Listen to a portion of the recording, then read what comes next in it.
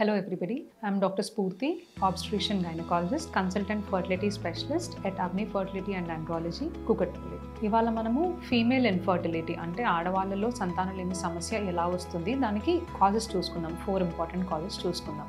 So infertility అంటే ఏంటి? మీరు పెళ్ళైన తర్వాత 1 year ట్రై చేసినా కానీ పిల్లలు పుట్టకపోతే కనుక దాన్ని ఇన్ఫర్టిలిటీ అంటారు. సో లెస్ దెన్ 35 years ఉన్న వాళ్ళు 1 year వరకు ట్రై చేయొచ్చు. అదే మోర్ దెన్ 35 years ఉన్న వాళ్ళు 6 months ట్రై చేసిన తర్వాత కూడా ఒకవేళ ప్రెగ్నెన్సీ రావట్లేదు అంటే కనుక that is also infertility and మీరు ఇన్ఫర్టిలిటీ ఎవాల్యుయేషన్ కోసం మీ ఫర్టిలిటీ ఎక్స్పర్ట్ని కలవాల్సి వస్తుంది. సో మెయిన్ కాజెస్ ఏంటి? 30% ఆడవాళ్ళలో లోపాల వల్ల వస్తుంది, ఇంకొక 30% మగవాళ్ళలో లోపాల వల్ల వస్తుంది, ఇంకొక 30% ఇద్దరిలో లోపాల వల్ల వస్తుంది, ఇంకొక 10% ఇడియోపాథిక్ అంటే మనకి అన్ని టెస్టులు చేసినా కానీ రీజన్ తెలియదు. సో దాన్ని అన్ఎక్స్ప్లెయిన్డ్ ఇన్ఫర్టిలిటీ అంటారు. అది ఒక 10% అన్నమాట.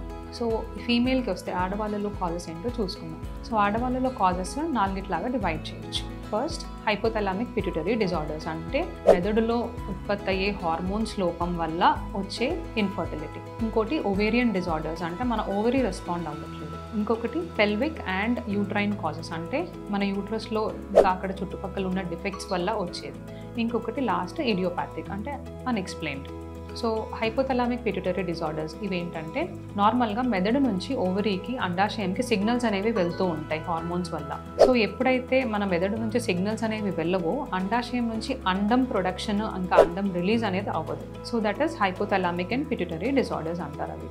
నెక్స్ట్ ఓవేరియన్ కాజెస్ అంటే మన బ్రెయిన్ నుంచి మెదడు నుంచి సిగ్నల్స్ వస్తూ ఉంటాయి ఓవరీకి ఎగ్ ప్రొడక్షన్ కోసం అండం రిలీజ్ అవ్వడానికి. కాకపోతే ఓవరీ అనేది రెస్పాన్స్ ఇవ్వదు, ఓవరీ రెసిస్టెంట్ ఉంటుంది. సో పాలిసిస్టిక్ ఓవరీస్ ఇదేంటంటే నీటి బుడగలు. దీంట్లో ఏమవుతుందంటే ఫాలికల్స్ అనేవి చిన్నగానే ఉండిపోతాయి. ఏ ఒక్క ఫాలికల్ కూడా మెచ్యూర్ ఫాలికల్ లాగా అయ్యి ఒక హెల్దీ ఎగ్ ఉండి ఆ ఎగ్ రిలీజ్ అవ్వడం అనేది జరగదు. సో ఇక్కడ ఏంటంటే ఓవరీ రెసిస్టెంట్ ఉంది, మెదడు నుంచి సిగ్నల్స్ వచ్చినా కానీ ఓవరీ ఈజ్ నాట్ రెస్పాండింగ్. ఇంకోటి ప్రిమెచ్యూర్ ఓవేరియన్ ఇన్సఫిషియన్సీ. వీళ్ళలో ఏమవుతుందంటే తక్కువ ఏజ్కే అంటే 35-40 years కన్నా తక్కువ ఉన్నప్పుడే నార్మల్గా మెనోపాజ్లో ఓవరీ ఎలా ఉంటుందో అలా అయిపోతుంది. అంటే ఎగ్ రిజర్వ్ అనేది అండాల ప్రొడక్షన్ అనేది ఉండదు వీళ్ళకి. సో ప్రిమెచ్యూర్ ఓవేరియన్ ఇన్సఫిషియన్సీ అంటారు. Next uterine and pelvic causes.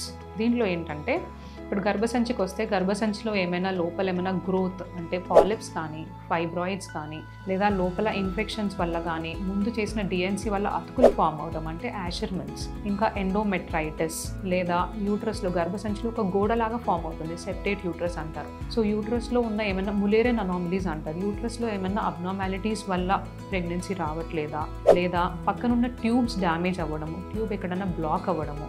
ఇంకా పెల్విక్ కాజెస్కి వస్తే ఎండోమెట్రియోసిస్ అంటే గర్భసంచి లోపల పొర లోపల ఉండకుండా గర్భసంచి బయట ట్యూబ్స్ దగ్గర మూత్రం సంచి పైన వెనుకున్న పేగుల పైన వస్తే కనుక అక్కడ ఆర్గన్స్ అన్ని ఒకదానికొకటి అతుక్కుపోతాయి.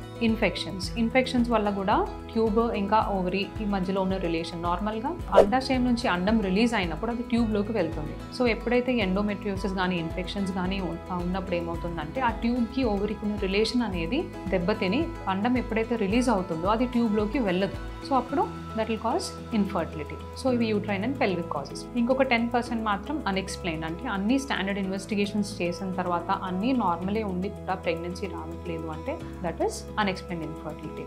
సో ఇవి 4 కాజెస్ ఆఫ్ ఫీమేల్ ఇన్ఫర్టిలిటీ.